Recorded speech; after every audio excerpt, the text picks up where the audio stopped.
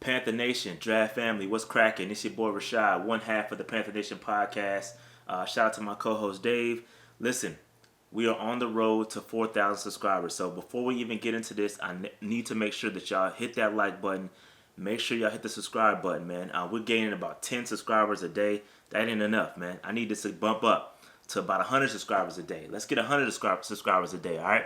So let's get these views up. Let's get these likes up. Let's get this algorithm popping for us because apparently we getting held back. All right, I'm just gonna say it. We getting held back. The algorithm is holding us back. All right, we trying to grow here.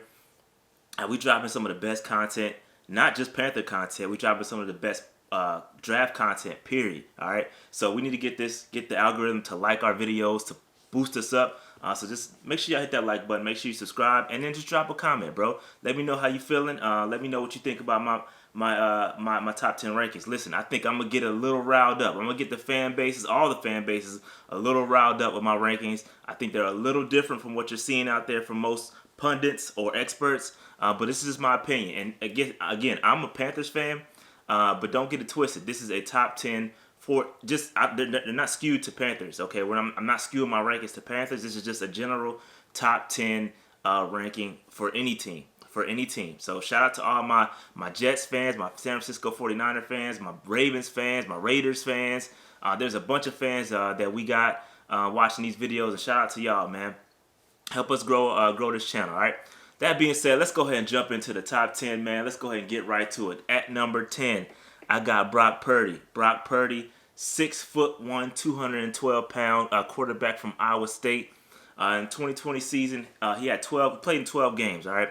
He had 2,750 yards passing with 19 touchdowns and 9 interceptions. All right, he posted a 66% completion percentage, which is pretty solid. Not only that, the dude can rush the ball too.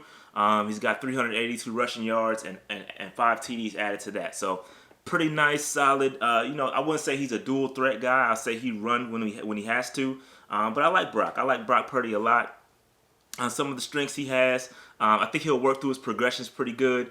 He's not a one-read guy. He's got pretty good arm strength. Not the most elite arm in this class, obviously, but he does have a pretty solid arm. He's pretty mobile. He can move in this pocket. And I think what you'll see with these rankings is that you got to have mobility. In today's NFL, you have to have mobility. You got to be able to move. You don't got to be Lamar Jackson. You don't got to be Cam Newton, but you got to be able to move. You got to be able to skate some of these athletes that's coming after you, all right? Some of the weaknesses he's got, a little undersized, 6'1", 212 pounds. You like to see that a little. You like to see him a little bit taller than that. But again, not a deal breaker. We got Drew Brees as a short quarterback, so I'm not saying he's Drew Brees by any means, but I'm saying short quarterbacks can perform. Kyler Murray's short. I think Russell Wilson's short too. I don't know Russell Wilson's exact height, but listen, if the talent's there, he'll make it work. All right, so consistency is also a weakness of his. He'll put up a solid game and he'll come back with a pretty weak game. So we got to get the consistency going for him.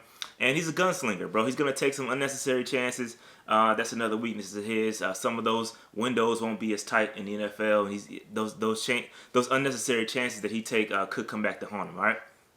And I got him as a day 3 prospect. Day 3 prospect. I think he's a long-term backup. And I got him compared to maybe a Johnny Manziel type without the baggage, obviously. Similar playing style. They're going to create a little bit. That's my player comp. Right, wrong, or indifferent. That's who I kind of equate him to. All right. So that being said, that's Brock Purdy coming in at number 10. Moving on to number 9. At number 9, I have Sam Ehlinger. Sam Ehlinger out of Texas. He's a 6'3", 225-pound quarterback. Listen, Ehlinger, he had a nice career, man. He had 11,436 yards passing with 127 total touchdowns. That's a really good career. 93 passing touchdowns and 33 rushing touchdowns. And he has over 43 starts with Texas since 2017. So it's really good experience. Nice long career with Texas. And he's a dual threat guy. I think he can run the ball, he can pass the ball. Probably not the best athlete, but he can do both. All right.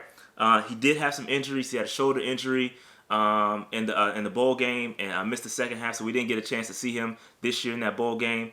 And the severity of his injury is unclear, so we don't know what he's going to look like moving forward. It's something that he's going to work out. I think he's going to have to show off some talent in the Senior Bowl. Listen, the Senior Bowl, he has the invite. I think he's accepted and will show up at the invite. Panther fans and Dolphins, you may not be looking for a quarterback, but you could be. I don't know. But we are both coaching staffs for the recent Senior Bowl, so that's an interesting little correlation there. We'll have to see what that shoulder looks like coming into the Senior Bowl. All right, for strengths, I got his swagger. He got a little swag to him, man. I like quarterbacks with a little swagger. He got a little bit of swag to him, and he'll put a team on his back. He'll put the team on his back. He'll run the ball when he has to, and kind of get those tough yards and take some punishment that other quarterbacks may or may not be willing to take. All right. So as far as weaknesses, I think he's quick to tuck the football. He's quick to tuck it and go. I think you got to keep your eyes downfield, kind of get through your progressions. I think he missed a couple big plays, kind of tucking the football and running before you kind of scan the field. I think he doesn't have the best arm strength. Doesn't have the biggest arm in this year's draft class, and he's probably not the most athletic guy. I think he will run the ball, but he's not the most athletic dude in the world. Let's just be honest, okay? And I got him too as a long-term backup in the NFL. I kind of liken him to maybe a Colt McCoy. Same school, I know, maybe an easy target, but Colt McCoy is who I have him as a NFL comparison, all right? And again, I have him as a day 3 prospect, all right? Moving on, that's Sam Ehlinger at number 9. All right, so next up, we got Kellen Mond. Kellen Mond is a 6'3", 217-pound quarterback out of Texas A&M. And listen, this dude is second in the all-time winning conversation as far as quarterbacks in Texas A&M history, okay? So Mond, he won 31 games as a starter, and he's only behind one dude. The other guy has 33, so that's pretty good stat there. Okay, his accuracy is kind of one of the things that is a question mark for Kellen Mond. But he did complete 63% of his passes this year, so he stepped it up a little bit. Could be a little bit better. And he only threw 3 interceptions, so he's really safe with the ball, makes good decisions with the ball. So that's a solid stat line. He will be at the Senior Bowl as well. So I just mentioned how the Panthers coaching staff will be at the Senior Bowl coaching. Kellen Mond will also be there. Could be an interesting day 3 pickup if we decide to draft a quarterback then. As far as strengths go, I got a good athlete. He's a really good athlete. He runs the ball tough. When he tucks it and go, he's going to be a tough runner. And he will perform well off script. So when those plays break down, he'll perform. He'll be able to kind of make a play out of nothing. So I like that out of Kellen Mond. He's got really good arm strength and experience. Like I said, he's a 4-year starter. That is very rare in college nowadays. So shout out to Kellen Mond. He's a career. He's got a nice long career at Texas A&M. As far as weaknesses, he's a streaky player. He's gonna be up, then he's gonna be down. Okay, things have got to be going in the right direction for Kellen Mond to perform well. When it goes down south, it goes bad. All right. And consistency, again, that speaks to consistency and also some decision making. I think he could make some better decisions with the football and progressions. I think he doesn't go through his progressions very well. Kind of locks on one guy, and that's something that has to be developed over time. You just got to be comfortable, all right? So I think he's, as far as his NFL projection, I don't have a projection or a player comparison for him. I think he's a developmental backup. I think in the right system, he could come in and kind of save a team in the case of injury. But I got him as a developmental backup, and I got him potentially a day 2 guy, probably sliding into day 3. So no NFL comparison. I couldn't find one for Kellen Mond personally. Just a tough find for him. Coming in at number 7, I've got Kyle Trask. I know some of y'all are going to kill me for this one, but listen, I'm not sold on Kyle Trask, all right? Kyle Trask is 6'5", 240-pound quarterback out of Florida. Listen, he had a long road to get to being the starting quarterback, beat out some guys. I think he beat out the kid Franks, who ended up making him transfer to I think Arkansas. Took over that starting job. He came in that year, and I think he threw for 2,941 yards, 25 scores, and 7 interceptions, and kept the job moving forward. Took his game to another level this year, set the Florida record for most touchdowns thrown in the season with 43, and became the first FBS player in 15 seasons to throw at least three touchdowns in 9 consecutive games. Okay, it's pretty solid. He's done it in 10 of 11 games, which is really impressive. Got a lot. I think he did finish as a Heisman finalist. He had a really good season. Again, but he finished very, very weak. Okay, very, very weak. He was surrounded with a ton of talent. And listen, when guys get propped up with a lot of talent, you got to question whether they can do it on the next level with lesser talent. I question that. Listen, and you saw exactly what I'm talking about in the Cotton Bowl. The dude threw 3 first quarter interceptions, completed only 57% of his passes, and they got blown out essentially to Oklahoma. They got blown out by Oklahoma. All right, and he did accept a Senior Bowl invite, so he too will also be at the Senior Bowl invite. I think it's he's kind of one to watch from a Panthers perspective. I think if we decide to skip on quarterback early, I think we can probably pick him up a little bit later, maybe day 2, day 3. I don't know, but I'm not as high on Kyle Trask as most. A lot of y'all probably in love with the cat. I'm just not sold. He had a lot of talent surrounding him, and we have all that talent. I question whether you can do it at the second level. Now, again, it's a little different from Joe Burrow. Joe Burrow had some elite traits that transferred. I think he would do fine, and I think he's proven that well in the NFL. But it's just a little different situation. But with this cat, I'm just not sure. As far as strengths go, I think he's got really good size, 6'5", 240. It's really good size for a quarterback. He's got competitive toughness. He's going to bring that toughness every game. Makes good decisions. Doesn't throw a ton of picks. It's pretty accurate. However, I will say, as far as weakness go, he doesn't have the athletic ability that you like to see in today's NFL. I just don't see it. He lacks deep ball arm strength consistently. I think he can throw it deep. But to do it consistently, I don't think he can do it that well. And again, in the Florida offense, it was a lot of short passes, a lot of short intermediate passes. Get your playmakers the ball and let them create, get that yak. So I think, listen, don't be thrown off by the stats. It's just reality. Sometimes you gotta look a little bit deeper into the game. All right, look a little bit deeper, and you'll see some of the things that are uncovered in the behind the stats. All right, and again, like I said, he's not going to be able to consistently take shots downfield with that. So that being said, I got him a day 2 pick, and I think his NFL comparison is probably going to be Nick Foles. I think Nick Foles is a good comparison for Kyle Trask. All right, it's coming in at number 6. Again, in the same conversation with Kyle Trask, you got Mac Jones. Mac Jones, 6'3", 214-pound national champion quarterback from Alabama. Shout out to Mac Jones in Alabama for winning the national championship. He had an incredible 2020 season, 4,036 passing yards, 77% completion rate, which is really good. 36 touchdowns, 4 interceptions. I mean, that touchdown to interception ratio is crazy. And he had 1 rushing TD. He did win the Davey O'Brien Award for the nation's top quarterback, which is pretty solid. Again, we can get into this. I kind of lump him in the same conversation as Kyle Trask. The dude had a shit ton of talent. Okay, he had one of the best offensive lines. He had 2 top 10 receivers potentially in 2021 draft. He's got a great offensive line, good coordination, a hell of a running back. Let's look into it. The Joe Moore award-winning offensive line, so great offensive line. He had the Heisman winner wide receiver. Another wide receiver was a projected top 10 in Jalen Waddell and Devonta Smith. He had a Doak Walker award-winning running back. He had come on, man, all this talent around him. And the coordination. Listen, the Alabama was smart. They get the ball out quick to the playmakers and let the playmakers go get it. You got guys that can get elite separation. Okay, and it makes it easy on the quarterback. Again, it makes it really easy. Now we'll credit them for going through that tough ass SEC schedule. I mean, they did play 10 to 12 games SEC schedule. It's crazy to them. So shout out to them for doing that. Again, playing in that SEC is no joke. All right, it's no joke. But to me, it's just you got average arm strength. You're not the most mobile guy in the world. And again, in the NFL, you have to be able to move with your feet.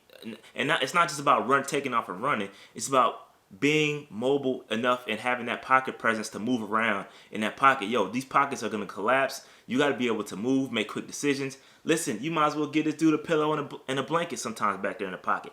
That's how well he's protected at Alabama, bro. So I'm just concerned that he's going to get put behind a team, or put on a team that doesn't have that offensive line, doesn't have those weapons, and you're going to have to do stuff on your own sometimes. And I question whether he's going to be able to do that in the NFL. But he has a strength that I like. He's very accurate. Again, 77% completion percentage. That's really good. I mean, you're accurate. You're getting to the ball, getting the ball to the playmakers, getting it and let them go make plays. So I'm not gonna knock him for that. But again, I question whether that talent will translate to the NFL. I just question it. I question it. So as far as pro comp, I mean, I think I got him as a even less athletic Kirk Cousins, if that makes sense, an even less athletic Kirk Cousins. All right, and I agree. I think he's going to be day two. He's going to be a day two guy, but I personally wouldn't touch him with a 10-foot pole. You got to have athleticism. You got to have more traits than I'm seeing with Mac Jones. And I was going to have him lower on my rankings than I have him at 6. But it is what it is, and I think he fits right there at 6. That's just me personally. All right. So I welcome the hate. It is what it is. Sorry. All right, coming in at number 5. At number 5, I'm going to surprise some people with this one. Jamie Newman. Jamie Newman, I think, is the number 5 overall quarterback. Listen, I'm going to be honest. I'm much higher on Jamie Newman than most. I think he has some traits that would translate very well, and I just wish the dude would have played for Georgia because I have his stock would have been through the roof had he played for Georgia. I think he would have been in that top 4 conversation personally. Had he played for Georgia, listen, he played with Wake Forest. Wake Forest wasn't the best team. It's not the best weapons. He had Sage Surratt. That was really it. Not the best coordination. I think you put him in an NFL system with pro caliber talent. I think he's gonna be way better than what he was at Wake Forest. All right. But when he was at Wake Forest, he broke out in 2019, completing 220, 361 attempts for 2,868 yards, 26 touchdowns, and did throw 11 interceptions. He added 574 rushing yards and 6 touchdowns on the ground. So, listen, the dude is a legit dual threat. You can design runs for him. And at 6'4", 230 pounds, this man is built to take the punishment, okay? He's very good, and again, you're going to be able to design runs. The read option will work. The RPOs are going to work. Everything you can do, you can jump into your bag of tricks with this guy because he can do it all right? And then again, after doing that, he was supposed to go to Georgia. He decided not to. He opted out due to COVID, and it is what it is, okay? It is what it is. And I don't knock him for that. But the positive thing is that he, too, will be at the Senior Bowl, and I hope Matt Rule, our head coach, the Panthers head coach, gets a good look at him because, if we pass on the quarterback early, I think this dude is going to be a steal day 3, just because I don't think others are high on him. I think he's going to be a day 3 pick, but I have him higher on the rankings for me. Again, as far as strengths go, a great athlete. He's got a huge arm. He's got short throw accuracy. So, again, all the short throws, intermediate throws, he's going to be able to make those throws. And he can make tight window throws too. He can fit it in the tight windows and make that happen. And again, he's a legit dual threat. You can design runs for him and he can do everything. Now, as far as weaknesses go, because he's not perfect, I'm not going to sit up here and paint a picture like he's perfect. He's got to get through his progressions, right? Sometimes he gets locked in on one guy and that he just gets stuck making some bad throws, okay? And again, sometimes he's not the most accurate deep ball thrower. I'll give you that too. He's not going to be the most. He can make the throws, but he's not going to be the most accurate at times, okay? And again, sometimes he lacks anticipation on some of those throws too. Sometimes he waits till guys are open to throw him the ball instead of throwing the guy open. I hope that makes sense. Sometimes you got to throw it when the guy is not open and anticipate where he's going to be. And sometimes he doesn't do that very well. But I think he has all the traits you want in a quarterback in today's modern NFL. He has all the traits. If he gets into the right position, in the right place, and can sit behind the quarterback, a veteran quarterback, and can learn from this guy, I think he can start in 2022 and take a team to some highs, okay? So that's just me personally. I'm probably going to be much, much higher on Jamie Newman than most, and I just wish he would have played for Georgia to display that talent because I'm telling y'all, had he played for Georgia, he would have been in top 5 discussion, easily, where he would have been where I have him, potentially top 4 in front of Trey Lance. But that just is what it is. He didn't do it, and I don't blame him. Save the tread on your tires. Do what you got to do. But I think he's going to be a day 3 pick personally, and his pro comparison for me is Donovan McNabb. I think he's very similar to Donovan McNabb or Steve McNair. I think he's compared himself to Steve McNair. I think both of those are really good comparisons for Jamie Newman. All right. That being said, let's move on to number 4. Number 4, I have Trey Lance. Trey Lance out of North Dakota State, 6'4", 226-pound quarterback. Listen, this dude is legit. Listen, I follow FCS football, being that my alma mater, North Carolina A&T, plays FCS. So I follow these guys. In fact, my alma mater was supposed to play North Dakota State this season, but North Dakota State got lucky. They got lucky because COVID happened. So shout out to A&T and shout out to North Dakota State. All right. So Trey Lance started all 16 games for North Dakota State in 2019, passed for 2,786 passing yards, 28 passing touchdowns on 287 attempts, while completing 66% of his passes. He also proved that he's a runner, very good runner. 1,100 rushing yards last in 2019 and added 14 touchdowns. So this dude's a legit dual threat. He also averaged 6.9 or 6.5 yards per carry. So a very good, legit dual threat guy. Again, he also pulled off the feat of throwing 0 interceptions in 2019. Not one interception. Okay, that's super impressive no matter what level you play on, no matter what the competition is. That is impressive. Okay, very impressive. However, North Dakota State did decide to play a game this year, and that streak was broken. He did throw a pick in the game against Central Arkansas. But again, it is what it is. It happens to the best of them. And he had a rough go in that game. He only threw 50% he only completed 50% of his passes, so that's not very good. All right, so as far as strengths, he's a very good athlete. Very good athlete. He's got really good arm strength. He's a legit dual threat. He can run, pass, do whatever you want in the backfield. Very good all-around player. Some of the weaknesses I got, experience. Okay, he doesn't have a ton of experience. Going back to 2019, didn't play much. Obviously in 2020, he was supposed to add an extra year of experience, and that didn't happen. Only has one game. Again, and everybody talks about the competition level, man. Listen, I put it as a weakness, but for me, I don't look too much in the competition level. Listen, you play what's in front of you, and that's all you can do. If you dominate what's in front of you, that's the best you can do. All right, so I'm not a guy that's gonna say, oh, he can't do it at this level just because he played FCS football. There's so many FCS talents out there. Look at Jeremy Chin right now. Look at Carson Wentz, who isn't playing the best, but he's still very good, a very good quarterback. And I think a starting quarterback in this league. So listen, it is what it is. I think it doesn't matter where you play or what level of football you're playing. You can start in the NFL if you dominate wherever you're playing. That's just me. That's just me personally. All right. And again, I think he's going to be a top 20 pick. I do see him sliding a little bit. I think he would have been in the top 10 discussion had he played a full season. But I think he's going to slide a bit, maybe top 20 for sure. And I think my comparison is, it's Josh Allen. I think that's just me. I think Josh Allen is a really good comparison for him. People talk about Lamar Jackson. He's nowhere near as twitchy as Lamar. Lamar can make people miss. I don't think Trey Lance is that. I wouldn't put him on that level personally, so I'm going to roll with Josh Allen. That being said, let's move on. Let's move on to number 3.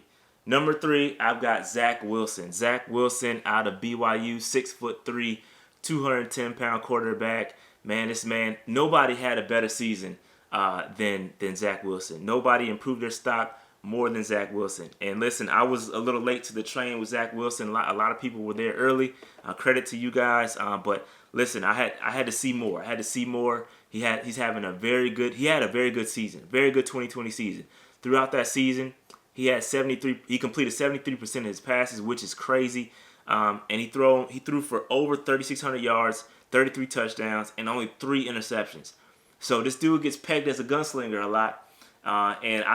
Listen, he might be a gunslinger, but listen, it's not translating as far as it's not causing any issues. Okay, he's not turning the ball over with making some of those decisions. So it is what it is, man.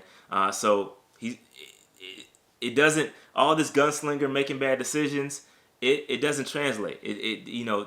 I don't see it. It's three interceptions. You can't tell me that's he's taking a ton of chances with the football. I don't know.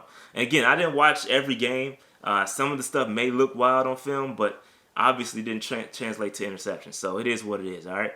As far as strengths go, I've got very good arm strength. The dude can flick the ball 70 yards without an issue. No problem. He's got very good deep ball accuracy. I mean, this dude can throw the ball in super tight windows, deep, intermediate. It doesn't matter. He can throw the ball in the right place. He got very good pocket presence. Listen, I seen him manipulate the pocket very well. It's kind of sliding around, staying in the pocket, and then getting out of pocket. Once he gets out of the pocket, I mean, he can throw the ball on the run very well. He's just a really good quarterback, man. Really good quarterback, and he has the ability to extend plays. Again, he can get out, run the ball. I wouldn't necessarily say he's going to do the design runs. I wouldn't do that with him, especially at the NFL level. At 210 pounds is a bit on the lighter side, so I wouldn't go out there doing design runs for him I would only do it very, very sparingly if I did it at all. But as far as weaknesses go, listen, I think he's got an injury history, okay? He had a torn labrum on his throwing shoulder, but he has proven that hasn't really hindered him. I think the medicals are gonna have to come back. They're gonna have to figure out what's going on with that. And I think he had a surgery on his thumb too, or something like that too. So he's got an injury history that we have to worry about. Okay, and teams got to figure that out. Again, same thing with Trey Lance. The competition level wasn't the greatest, but again, if you're dominating that at that level, then you're gonna be fine. I do question the Coastal Carolina game. I don't think he put his team on his back like he could have in that game. I think that was probably the game that everybody tuned in to watch, and I thought he played an okay game. I would have liked to see him put the team on his back and get it done. And I think he's got a thin frame too. I think he's got a thin frame, 6'3", 210 pounds. I think he could bulk up a little bit and potentially, I don't know, it's fine. I mean, it's not a big deal. It's not a huge, he's got to put on 20 pounds. I think he's fine where he is. I just have some concerns about him taking some hits, especially if he's going to be running the ball and kind of, escaping the pocket. I got some concerns about that. All right. So, again, I think Zach Wilson is going to be fine in NFL. There's some people saying that it's not going to translate, blah, blah, blah, blah, blah. I think he's going to be fine. I think he does need to sit a year to kind of make sure he's ready for this level of competition. He's going to have to sit a year, come in, sit behind a good talent, and I wouldn't put him out there day one. I think you would do him a disservice throwing him out there year one. But again, sitting him behind somebody and let him develop and kind of hone in on his talent and his skill set, I think he'll be just fine. All right, but I do have him going top 10 guy. And a comparison I have, listen, this might be a little too much, but I do have him compared to Aaron Rodgers. I think Aaron Rodgers, some of the things that he does with the elusivity and some of the gunslinging things is exactly what Aaron Rodgers does, man. Aaron Rodgers takes some chances. Again, I'm not saying that he's going to be Aaron Rodgers, but when I do watch him, I think he reminds me of Aaron Rodgers a lot. Just me. That could be an out the window comparison. Let me know. Let me know what y'all think. All right. All right. Moving on. Number 2, I've got Justin Fields. Justin Fields. Listen, a lot of people are gonna flip flop between Zach Wilson and Justin Fields. There's for me personally, there's no way you can throw the baby out with the bathwater and put Justin Fields behind Zach Wilson. Zach Wilson does not have the history. And he doesn't have the history that Justin Fields has. You cannot throw out what Justin Fields has done with Ohio State over the past couple of years. You just can't do it. The dude has been playing really good football over the past few years with Ohio State, and with more football comes more chances to dissect your game. If Zach Wilson has been playing at a high level for 2 or 3 years, you're gonna dissect his game as well, and you tear him apart too. So I'm not that guy. Again, I'm not gonna throw the baby out with the bathwater and just jump out the window and say Zach Wilson is better than Justin Fields. Just me personally. But in 2020, there are some inconsistencies that we saw with Justin Fields' game, okay? In 2020, Justin Fields, in his first 3 games, he completed 72 of 83 attempts, completed 86% of his pass attempts, okay? That is incredible. He had 908 yards and 11 touchdowns and 0 interceptions. That was the first 3 games. Then the second 3 games, he just completed 47 of 81 attempts. That's 58% for 631 yards, 4 touchdowns, and 5 interceptions. So he had an up and down year. And again, this COVID season, it happens. A lot of things happen in this year. Maybe with if they had a full season, and it impacted Ohio State a lot. I mean, they missed a lot of games. They missed some practice. They missed their coach. So I'm gonna discount that a little bit. But it is what it is. That's just me personally. But as we all saw in that Clemson game, we saw what Justin Fields is about. Okay, Justin Fields had one of the best games, one of the best performances I ever seen him play. He threw for 22 completions on 28 attempts, had 385 yards and 6 touchdowns and 1 interception. Okay, listen, he ran the ball for 42 yards on 8 attempts, and doing that with a rib injury or hip point or whatever they call it. He got hurt, got put out the game for a little bit, came back, toughed it out, showed his mental and the fortitude was there. Listen, I love what I saw in that Clemson game versus Ohio State.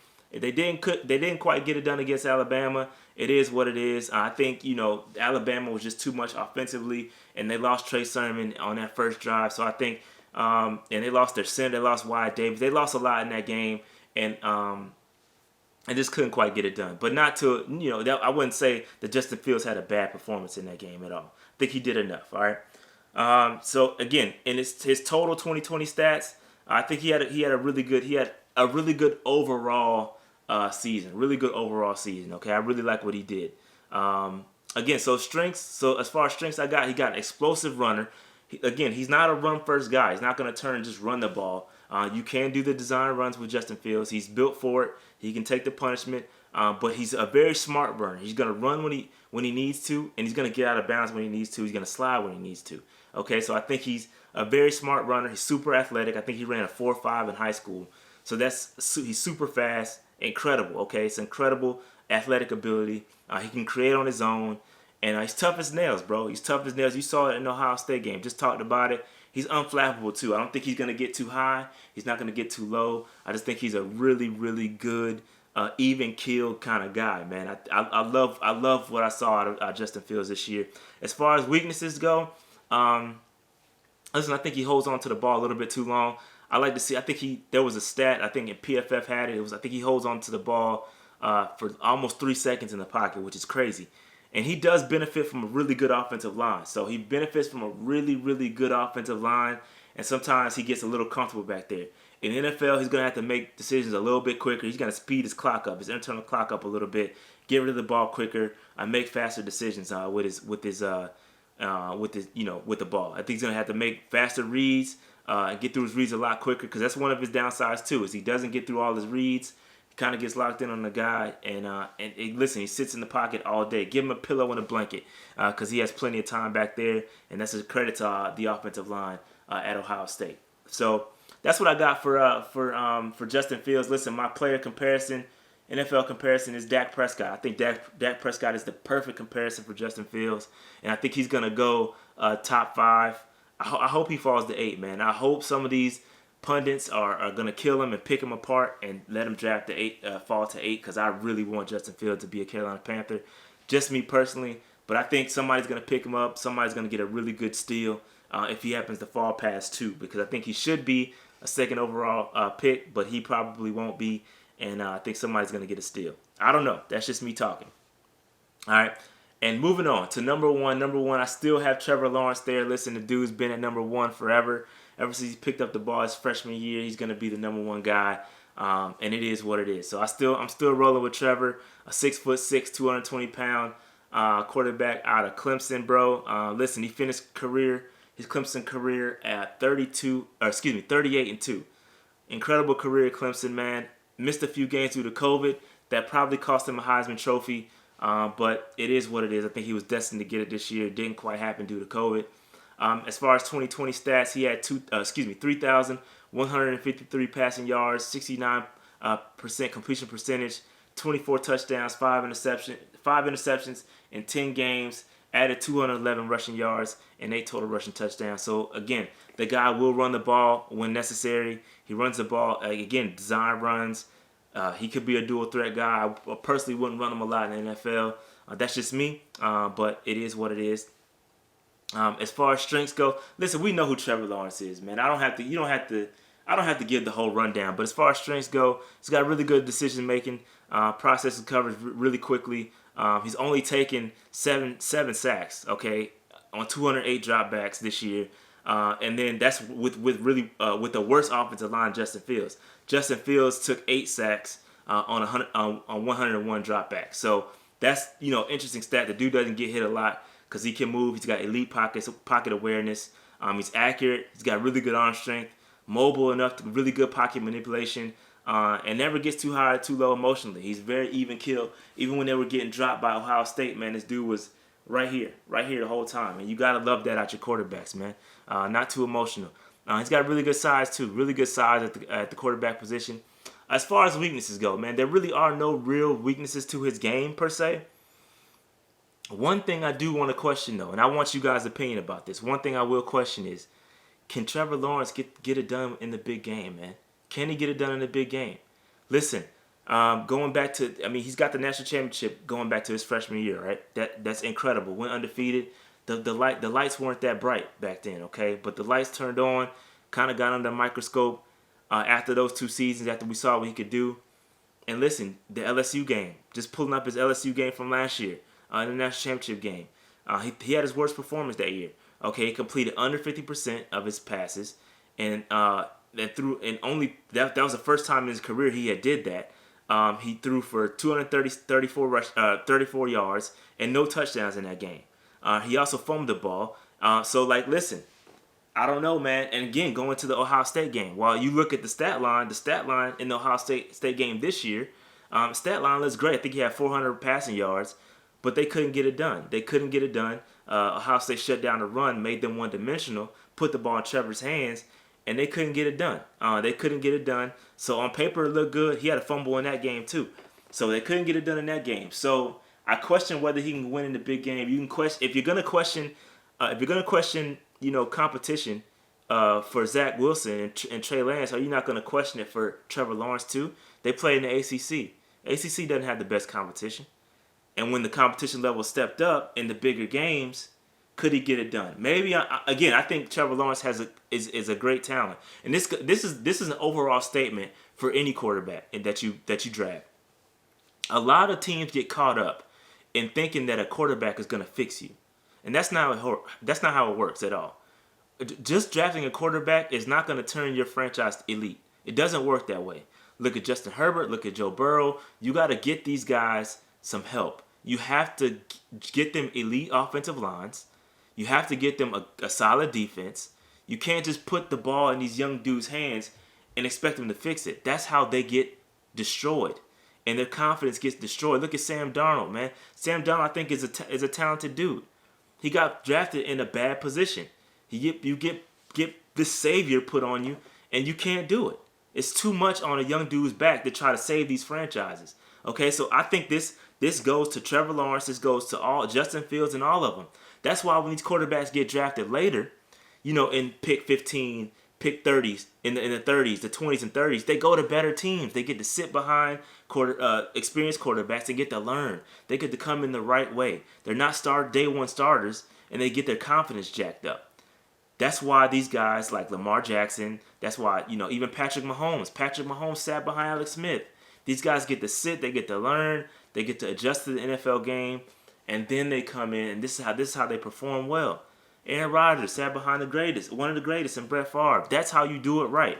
Don't throw these dudes out there day one and make them and throw them to the fire, man. That's just me, man. That's just me personally. That's my rant. And that goes for any quarterback. I'm not trying to discount Trevor Lawrence because I think he's a really good most talented quarterback in this draft. He's a complete quarterback. But don't throw him out there day one and get him killed. Not without some help. Get the man some help. Get these quarterbacks some help. Put them in the right position. If you put these quarterbacks in the right position to succeed, bring them on slowly, give them an offensive line, give them good wide receivers, they will be fine. If you don't give them help, they will fail. Mark my words. That being said, that's my top 10 quarterbacks of 2021 draft. Make sure y'all hit that like button. Make sure you subscribe. And man, hey, listen. I think congrats to all the guys that draft one of these guys. I think you're gonna put yourself in good shape if you do it the right way. All right. That being said, I'm out. Peace.